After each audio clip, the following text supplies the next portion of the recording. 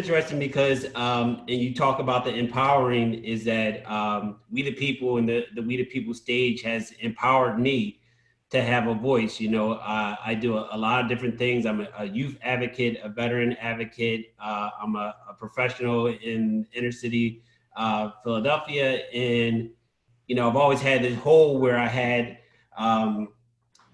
this message. I had something that I had to get out of me, and for me to be able to present it on the We the People stage and to support and be part of the community, be part of the tribe. I appreciate you, brother. So if no one else tonight say it, I'm gonna say it. I appreciate you.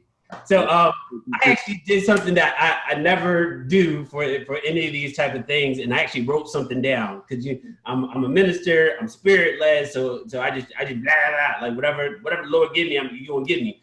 But I love the theme of Philly Counts. So I wrote, it's not really a poem, it's just a whole bunch of lines that I wrote that said, I'm so Philly. So go ahead and type in I'm so Philly and whatever it is that makes you so Philly. So and you'll get the gist of it real quick, and then Quinn can read some of them. So the first one I got is that I'm so Philly. I'm a 4-for-4 sports fan, even though I know absolutely nothing about hockey.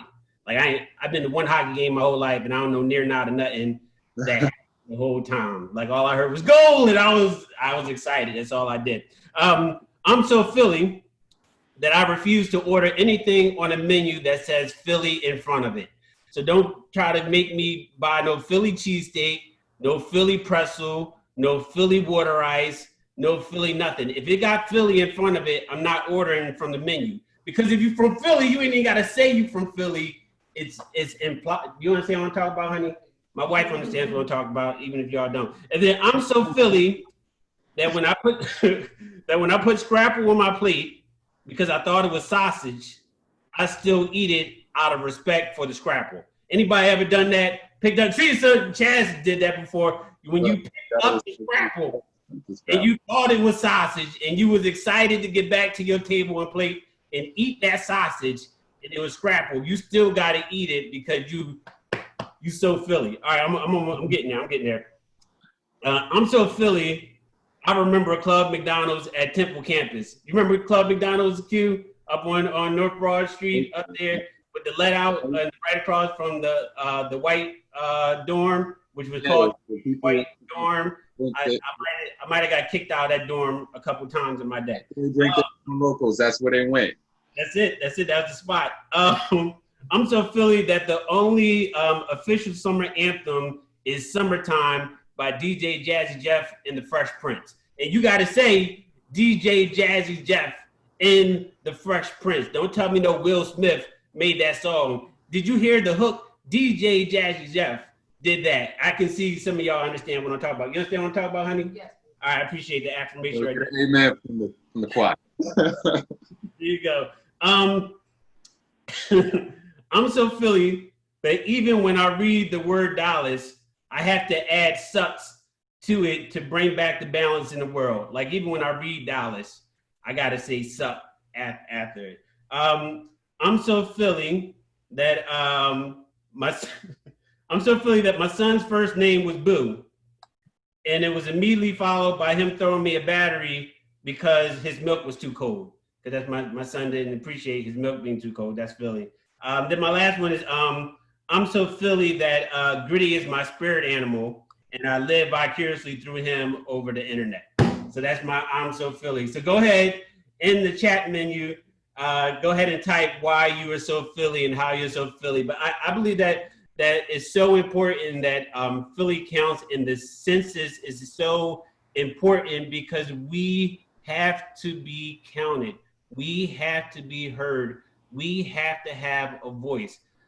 This week was really, really tough for me. And Q, to be completely honest, there was a point in this week where I was thinking about bailing out and canceling because when I think of somebody not breathing, this week I felt like I couldn't breathe. I couldn't breathe. I couldn't speak. I couldn't talk.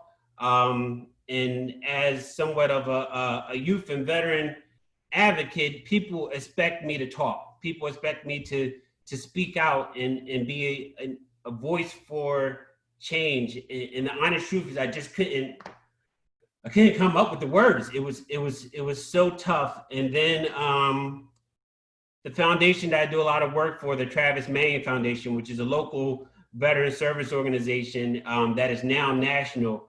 And their motto is empowering veterans and Gold Star family members to build character in the future leaders of America, which is our youth. And they take veterans like me, and I go talk to kids all over the city of Philadelphia about character and leadership from my time in service, my time as a minister, my time as a father, and my time as a husband. And they sent me a text today, and they said, Jimmy, you know, the president of the foundation wants to use one of your speeches for a social media campaign about fighting racism and fighting fighting to have a voice for African Americans. And that really hit me because I couldn't find the words. And here it is. You know, 2 years ago, I gave a speech and they found the words, my words, and they put it out there. So I want to talk to you guys a little bit about faith. And I want to talk to you and tell you a story about speaking things into existence. So when I was coming up as a professional, I did very well and I got promoted. And I, as you can probably see from the background, this is my backyard. You know, I got the nice house in the suburb, the 2 cars, the 1 convertible for the wife. And, you know, I got 3 amazing kids.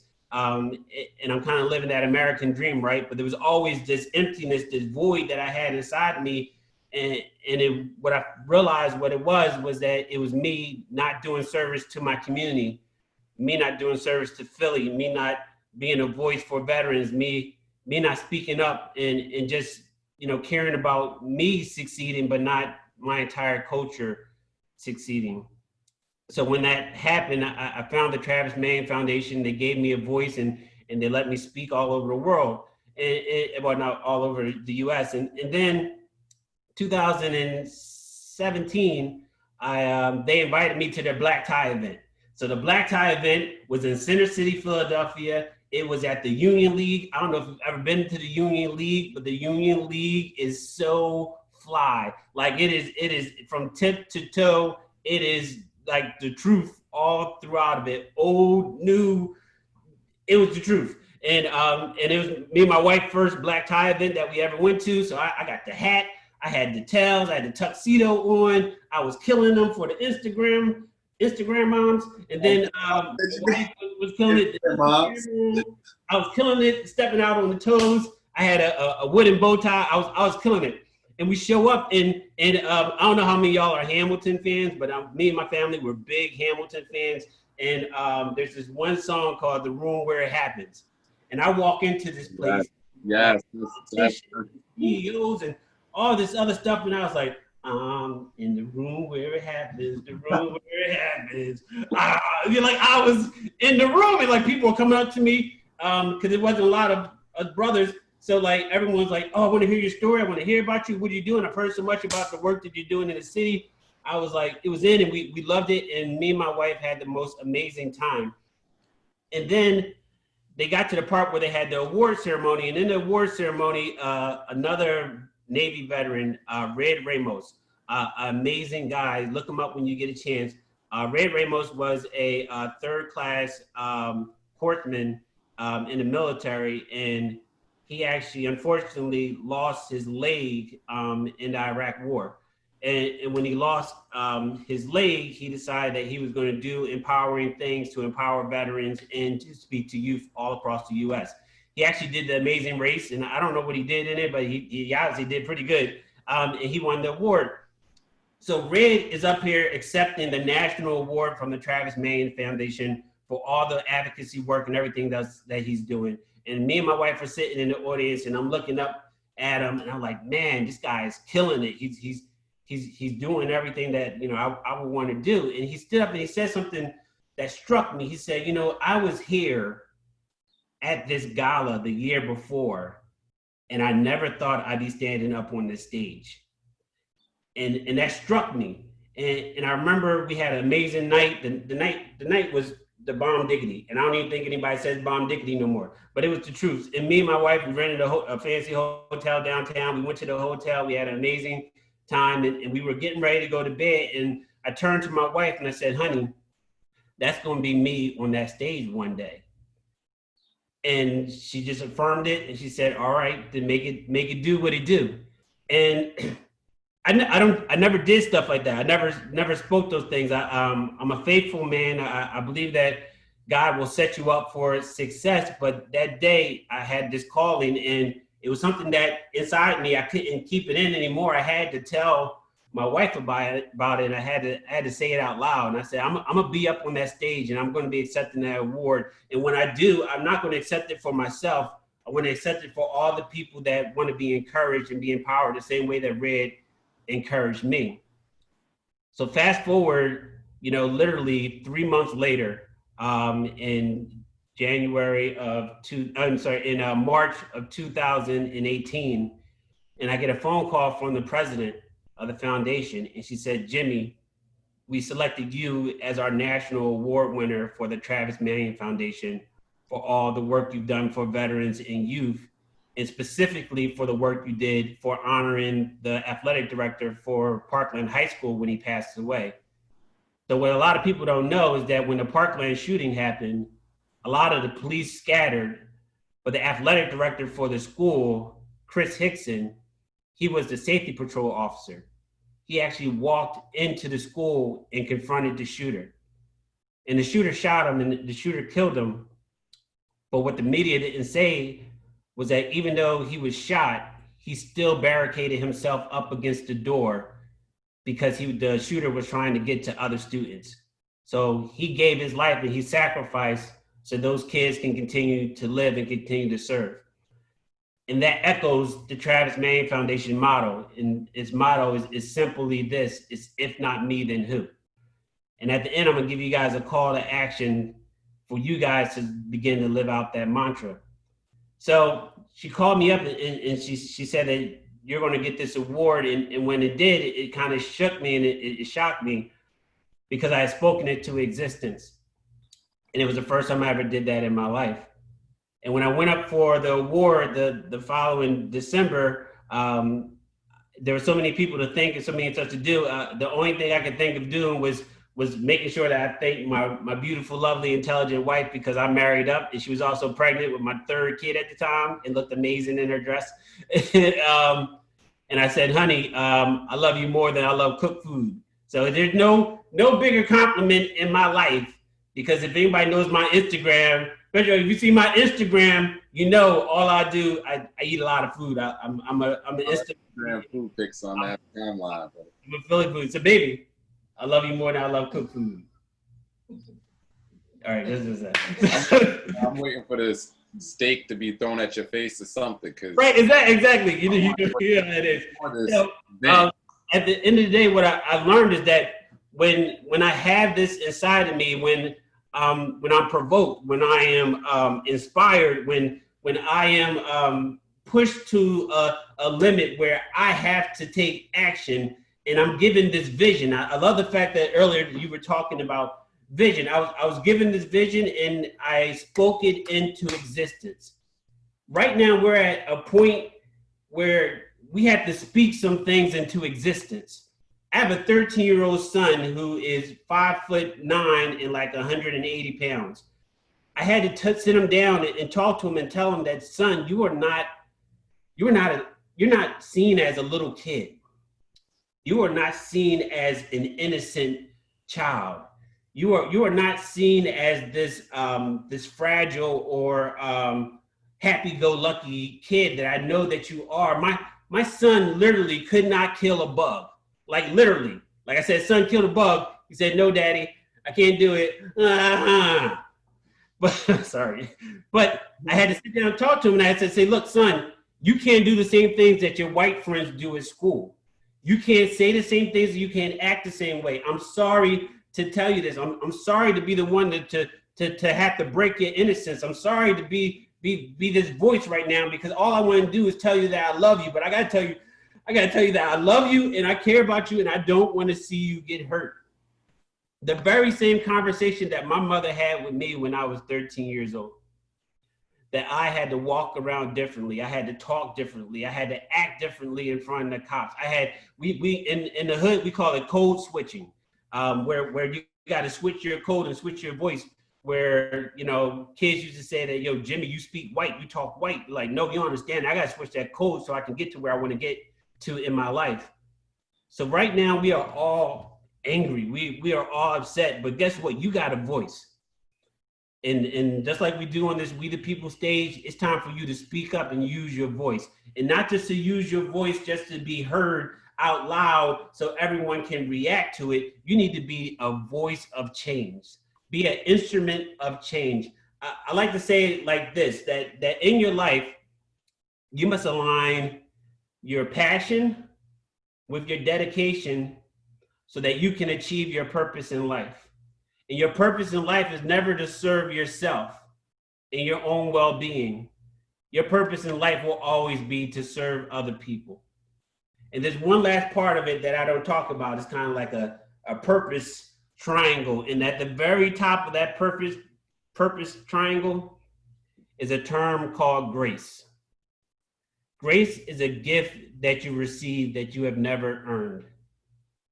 And when Jesus walked the earth, he went around dispensing grace from place to place, from miracle to miracle. And let me tell you, Jesus was one of the most gangster people you ever met. Like Jesus was so gangster that he kept the party going by turning water into wine. And when he turned into wine, the crowd was like, "Oh man, are you serious? You left the best wine for last?" That's how gangster Jesus was. Jesus was so gangster that when he went to the synagogue and they was out there doing merchant work out in the courtyard where people were supposed to worship, Jesus went and caused a riot. Someone turned to your neighbor and said, "Jesus caused a riot."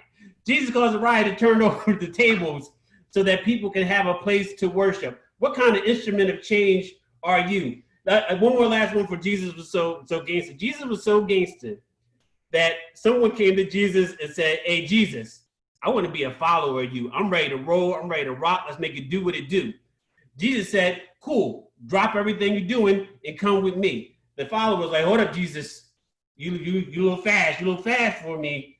I got to wait for my mother and my father to die. As soon as they pass away and I bury them and I honor them, I'll take care of you."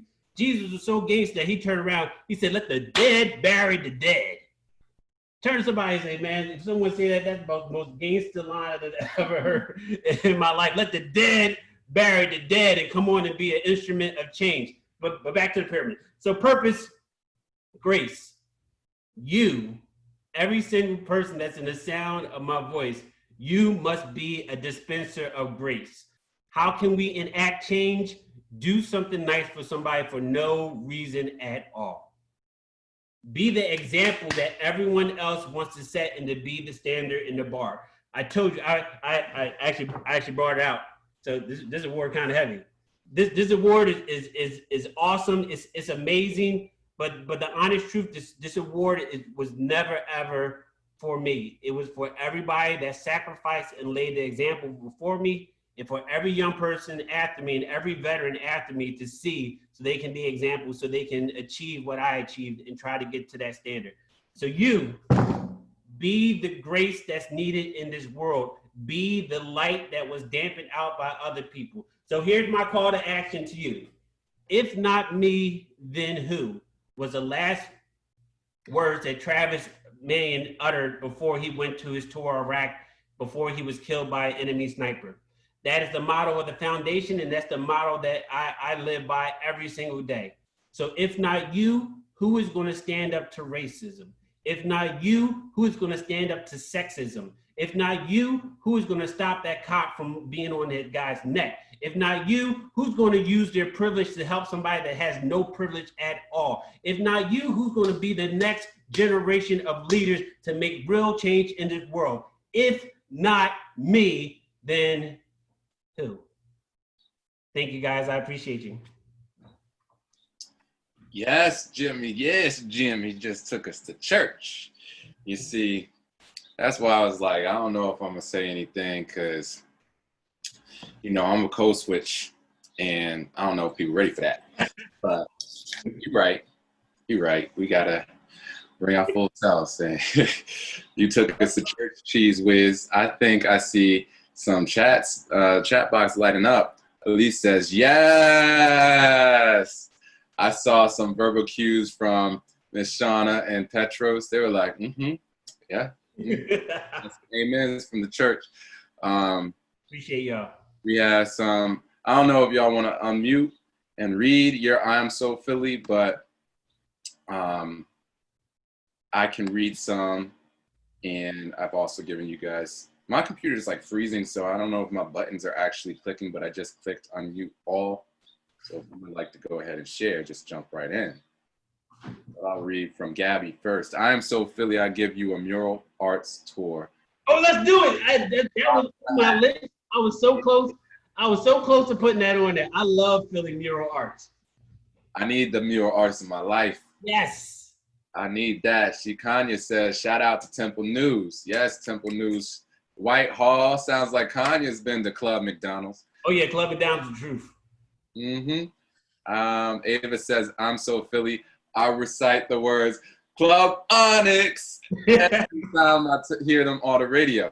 Yes, Club Onyx. Club Onyx, going back, man. Sadly to say, I've been there. I work for Urban Radio Station and I function as their marketing director and event planner. So when we had New Year's Eve, I'm sorry to say, Jimmy, I was not in the church. I was in Club Onyx. Look, I wasn't always there. So. Look, okay, look, we all have a pass. All right, thank you. Thank you, Ava. Lendo says, I'm so Philly, I refuse to eat cheesesteaks anywhere else, and I will call you a big head to your face. Thank you. You guys can read the comments for the unedited version. Martha says, I am so Philly, I ride my bicycle everywhere. Come on now. Glad that you are still with us. I hope you're wearing a helmet and not that very cool hat that you chose. There's still bikes everywhere. That's different. That's different. Yeah. Lindo says, I'm so Philly. When you ask me where I am from, I say Philly. Never Pennsylvania. Right? LOL for real. I was going to have one that said, you know, if someone, I'm so Philly that if someone tells me they from Cherry Hill and they think they from Philly, that I had to call them out. Yes. I made that mistake once when somebody asked me where I'm from. We love you. We appreciate you. But look, they said where I'm from. I didn't know exactly how to respond, but apparently every Philadelphian understands that question. Yep. I did not. So I said Philly. They're like, you a lie. Because if you say you're from Philly and not a neighborhood, you're clearly not from Philly. Clearly not from Philly.